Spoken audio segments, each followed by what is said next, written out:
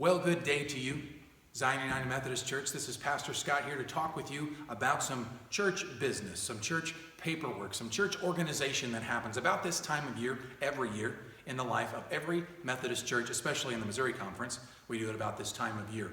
It's time for us to send in our charge conference paperwork, or several weeks from now. But I wanted to get ahead of the curve and ask you to help me specifically and other committees in our church in something that you can do based on something that I had preached on most recently.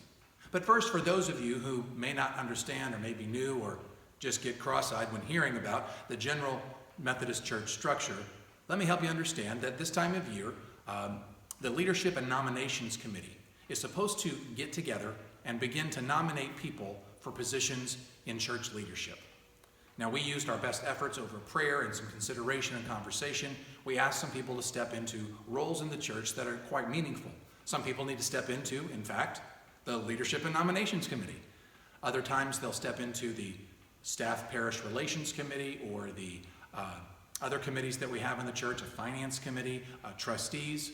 The Leadership and Nominations Committee, it's their job, their charge to take on who should be leaders that are upcoming, leaders that we want to tap on the shoulder and say, hey, we think you might be good at this position. It's also our job to replace people who are rotating off of that committee. People are asked to serve on a 3-year basis, and every year somebody rotates off and somebody should rotate on.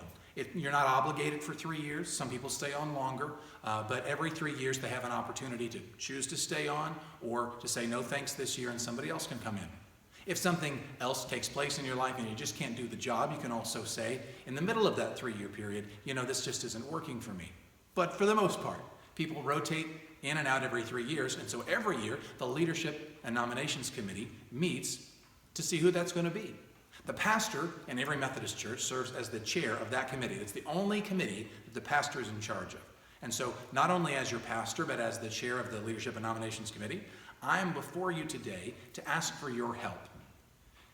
If you have any one, and especially if you have any more, of the spiritual gifts that you took in your assessment that I asked the entire congregation to do, if you have any one or more of the gifts that I'm about to mention, I would encourage you to reach out to me and let me know so that I can bring this information to our committee. Now, here's the deal. Let's say that you, even begrudgingly, give me information that you have a spiritual gift that we're looking for. And you're like, here, Pastor, I don't really want to tell you this, but my test came back and said that I was one of these gifts or more than what you said. What we're going to do is take your names and your gifts and then kind of decide on of the options that we have there if we would invite you into that position. And then we would invite you to extend an invitation to say, hey, would you consider serving on this committee or in this capacity? We would do that. At that point in time, you still have no obligation. You could say thanks, but no thanks, or I knew this was coming and I didn't want it anyway, or gosh, I never thought I'd be asked for that position. Regardless of where it finds you, we still need your help.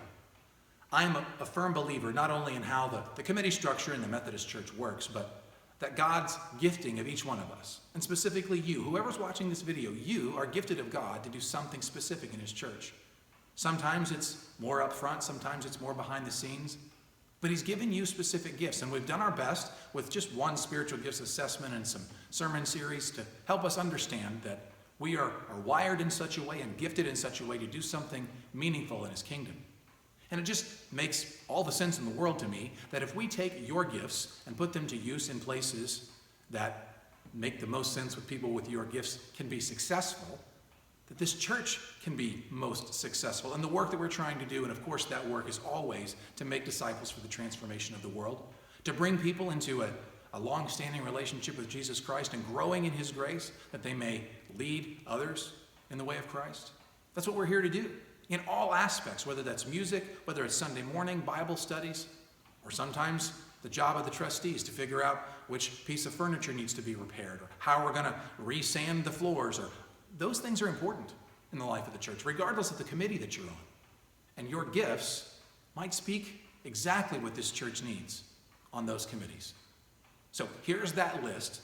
And if you have any one or more of these gifts, please reach out to me via email or calling the church or speaking to me at church, or even putting it on your gift of presence card the next time you're here.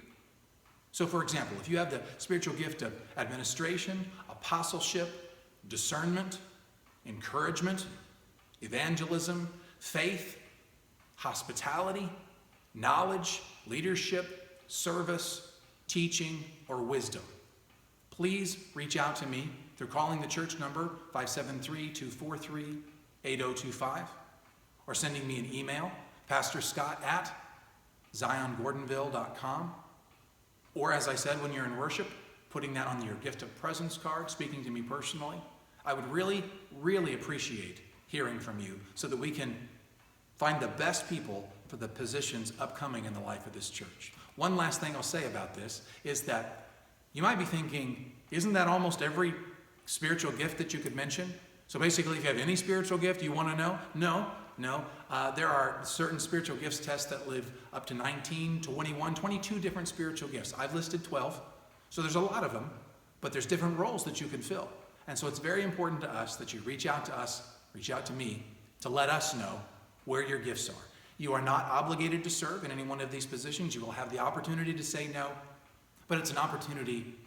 The better way to look at it is it's an opportunity for us to put people with the right gifts in the right places to do the best work we can for Jesus Christ through the life of Zion United Methodist Church.